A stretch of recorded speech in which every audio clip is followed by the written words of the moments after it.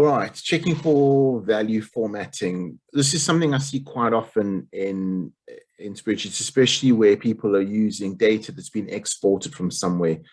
What people often don't realize is data doesn't necessarily, it can look like numbers, but sometimes it's formatted as text. You'll see those little warnings pop up saying numbers formatted as text. So what I've done here is I've entered these as values. Let's just do a very quick formula where I say equals text, and I do that, and let's just put in a 0 like that. So now effectively what's going on is as I do that down there, it is now going to put those as text. So here we've got the values as text, and then over here we've got them as values. So what I would often do is I put a little helper column off screen somewhere, and what I would just do is very simply put is equals if, or in fact what you can do is you can put is value, is number. It's not value. Values turn into value. If you want to check if it is value, you put is number, and that one. And what it does is it simply says true.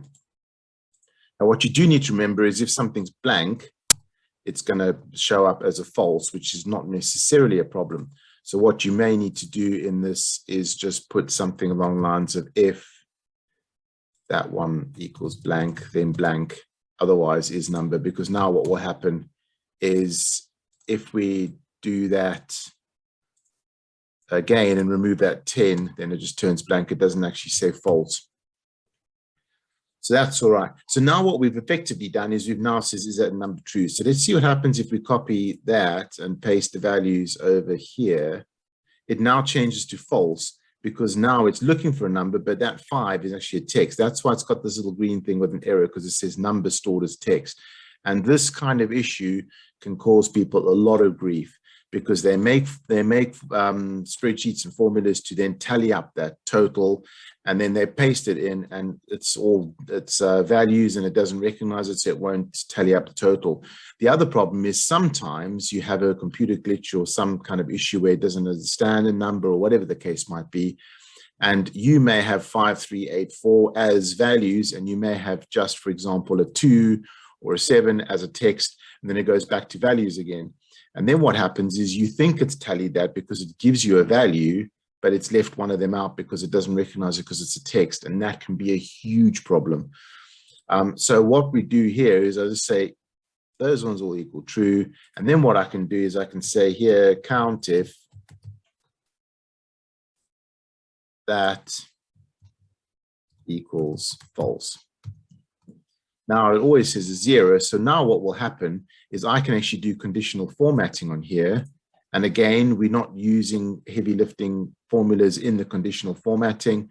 We can use simple ones. If we say a new rule equals one equals false, then let's format that. Let's bold it. Let's make it nice and red and in your face. So if this one is false, then pop that one up in red. And what we can do as well here is we can do a conditional formatting here. This might be hidden, but what we'll do is equal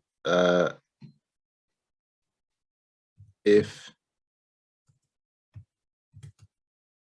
that one is greater than 0. In fact, we don't even need to put the if in this case. We can just put that one because we need to produce something that says true. So if we go K7 is greater than 0, and let's format that as well into a bold, full, in your face red.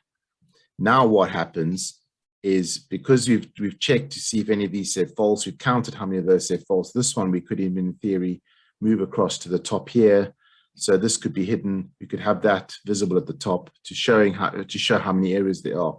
And then even if one of these values was pasted in there, you can see it immediately turns red, because that's false. It's not registered as a number, and at the top it tells you how many there are. So even if you're scrolling down, if you were in fact to use the view and the freeze panes, and you're scrolling down, you can't necessarily see it, but you can see at the top that there's one error, and you can actually go down and find that error. So doing it this way, immediately that stands out. And I know a lot of people who will actually get a lot of data from a computer system and dump it into a spreadsheet and just assume that the values are correct. Whereas, in fact, the other thing is, let me just show you, if I were to lock the spreadsheet, that green block there actually disappears. So if you've got a locked spreadsheet and you're pasting data in, let's see what happens if we unlock those values. If we unlock that range there, if it'll actually show that green text. Yeah, you see, even in an unlocked range, the green error disappears. So if you were to dump that data in here and you didn't have these alerts, you would never have known that that too was formatted as text, and you would never have known, you may not have picked up that the total, if you were totaling that column, was different and was incorrect, and you might now have a complete disaster on your hands. Whereas actually just doing that check to see, are they all values, if they're expected to be values, and then using conditional formatting to check that and to alert you to any such cases, can actually save you a lot of time, a lot of hassle, and potentially a lot of money or massive problems, depending on what the spreadsheet said to calculate. So yeah, that's something that you really may want to consider. So yeah, I wish you all the best with that. Thank you.